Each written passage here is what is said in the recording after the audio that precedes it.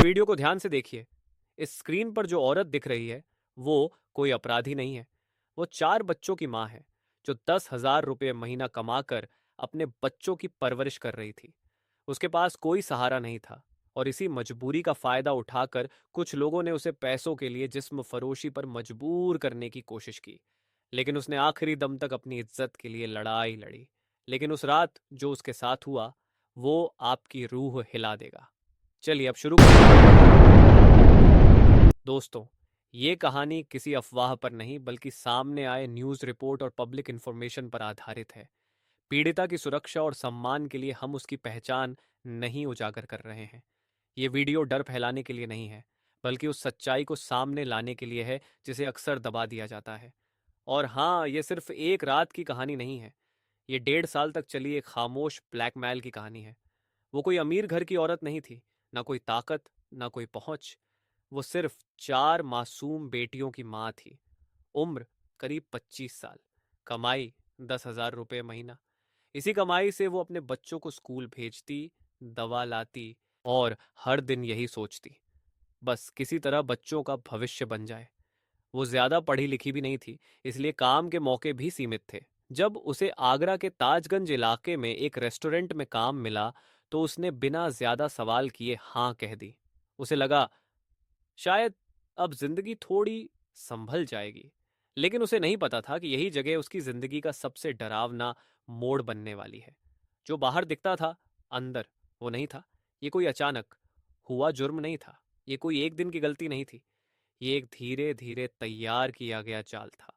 2022 के आसपास जब वो पहली बार उस रेस्टोरेंट में काम पर आई, तभी से कुछ लोग उसकी मजबूरी को समझने लगे थे। एक मैनेजर जो हर वक्त पास रहता था, एक ऑनर जो फैसले लेता था, कुछ और लोग जो हमेशा आसपास मंडराते थे, और एक लड़की जो उसी की उम्र की थी। बाहर से सब सामान्य लगता था। टूरिस्ट आते जाते थे, मुस्कुराते चेहरे, अच्छे रिव्यू। लेकिन अंदर एक ऐसा सिस्टम चल रहा था जहां पर मजबूर इंसान सबसे आसान शिकारी बन जाता है।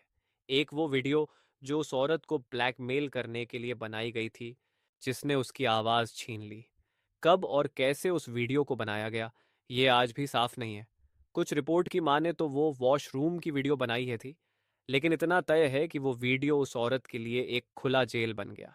एक बेहद निजी वीडियो। और फिर शुरू हुआ ब्लैकमेल। फोन कॉल, मैसेज, धमकियां। अगर मना किया तो ये वीडियो हर जगह वायरल कर देंगे। 4 बेटियों की माँ, समाज का डर, इज्जत का बोझ। वो डर गई और चुप हो गई। पहले उसे पैसे मांगे गए, वो देती रही। 1.5 साल में 4,50,000 रुपए। एक ऐसी औरत से जो महीने में सिर्फ 10,000 कमाती थी। उसने गहने बेचे, कर्ज लिया, रिश्तेदारों से मदद मांगी। लेकिन जब पैसे खत्म हो गए, लेकिन उस दरिंदों के भूख खत्म नहीं हुई। और फिर उन्होंने एक और कदम आगे बढ़ा और उस औरत को अंधेरे की तरफ ढकेलने की कोशिश की गई। कई बार वो पुलिस में शिकायत करने के बारे में सोचा तो उसको धमकी मिली, अगर तुमने शिकायत किया तो ये वीडियो वायरल कर देंगे। दिवाली से एक रात पहले, 10 नवंबर 2023, पूरा देश दिवाली की तैयारी में था।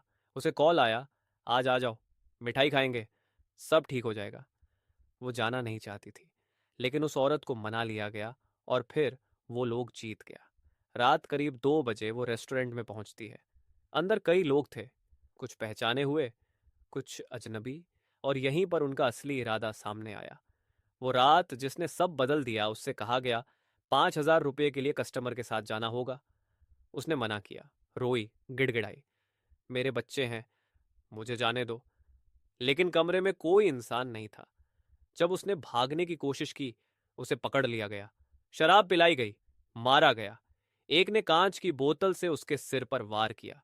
खून बह रहा था, वो मदद के लिए चीख रही थी, प्लीज कोई बचा लो। वहां के आसपास के लोग जमा हुए और पुलिस को कॉल किया गया।